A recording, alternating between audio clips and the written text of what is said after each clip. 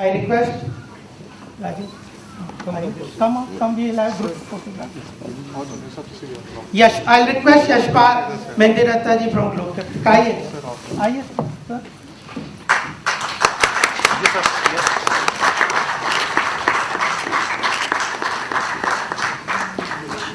Guruji has to leave.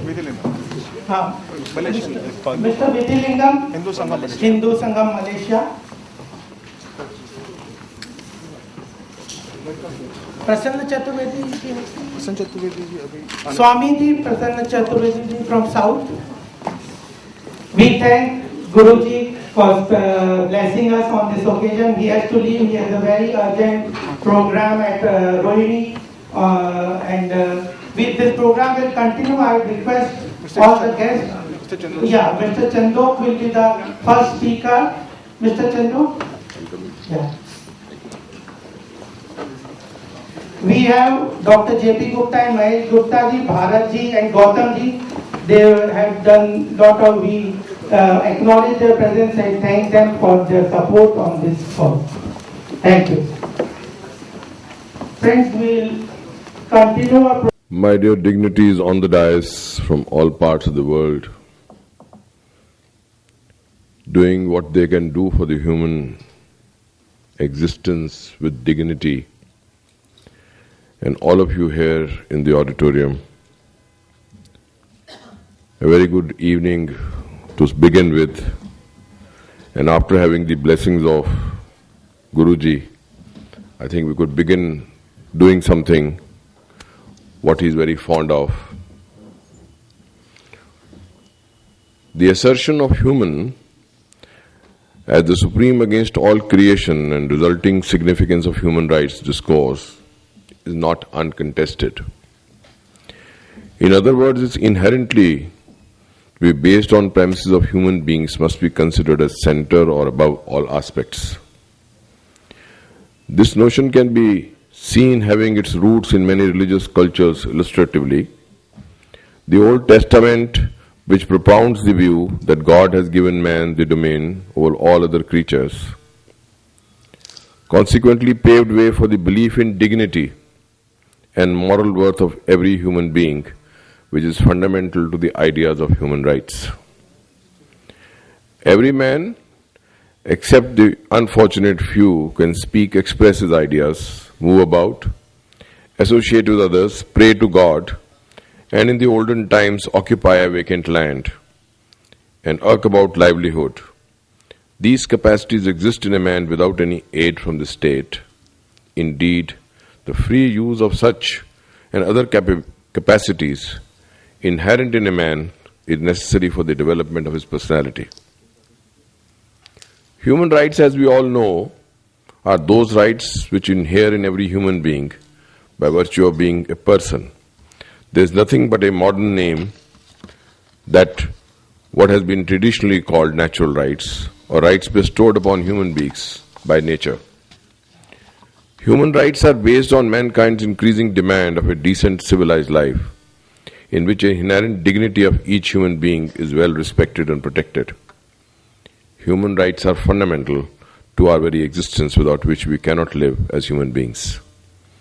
And if we go to the history of this country, right from after the independence and we had our constitution, the Supreme Court of this country, apart from the people like all of you who have been participated in the basic human rights, has dealt with Article 21 of the Constitution and has stretched it, in my respectful submission, to the extent that wherever they thought that the life of human being was in danger by any way or any means, they said the dignity must come in. And consequently, it had a constitutional mandate that it must be honored.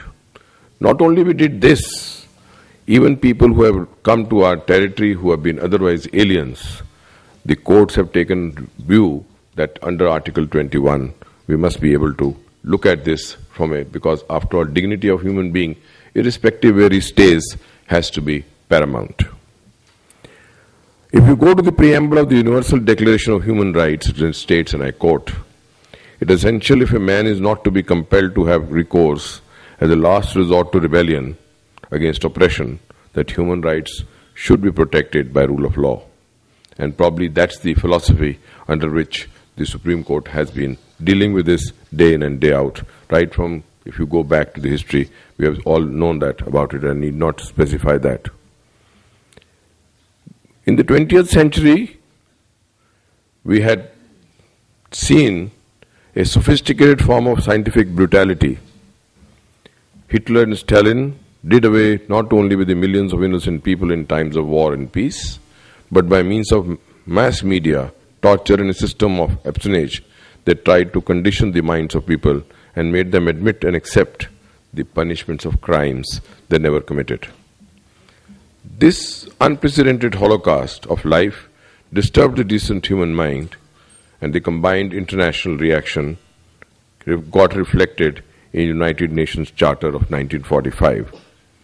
Then came the Universal Declaration of 1948, proclaimed by the General Assembly, with call to all states to respect such rights. Supported by various and several international conventions and treaties, those include cultural, economical, and political rights, such a right to life, liberty, education, and equality before law, and right of association, belief, free speech, information, nationality. Proclamation of these rights is not binding on any country, but they serve as a standard of concern for people and form the basis of many human constitutions. Although they were defined first by a Scottish philosopher, and absolute moral claims of entitlements to life, liberty, and property, and best known expression of human rights is that. Without even going into the question with respect to the same, to my mind, all persons of Indian descent living outside India, as long as they preserve some major Indian ethno-cultural characteristics, need to live with dignity. It is noteworthy that only nationals of Pakistan and Bangladesh are excluded from this term, since these once formed part of what we call the Greater India. The basic notion of secularism, which is the main thread of our constitution, goes to stand by any person or group whose human rights are violated by states, despite different measures taken by the governments, non-government and international institutions, including the institution which is organizing this. Several violations of human rights against members of the Indian communities are resulting all over the world. I need not go into many details of that. The foremost which comes to me is a person who even wears, for example, Indian origin, is not given the same priority and parity when it comes to job, when it goes to other parts of the world. Look at the latest controversy that has arisen in Eastern Europe, where people were not allowed to go in and the child was not admitted in the school, or a person was not allowed to go in to join a service only because he happened to wear a turban.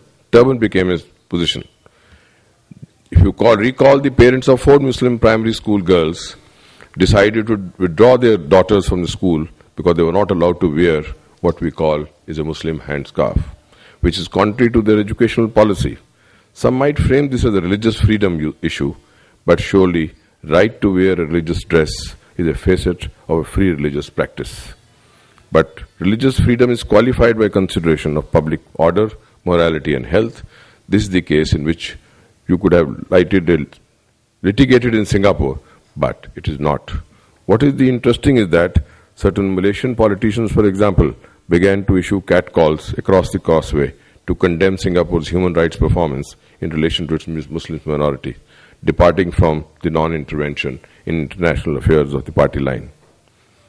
A pressing need can also be felt against the routine affairs relating to rights of migrants and issues relating to migration. Astonishingly, in the Gulf region, for example, there is no ceiling for recruitment of domestic help, such as gardeners, cooks, housemaids, bearers, and such other personnel.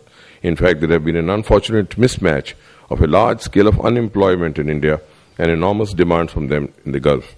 The result has been a tendency on the part of employers in some countries in the region to treat domestic help with scant regard for their welfare.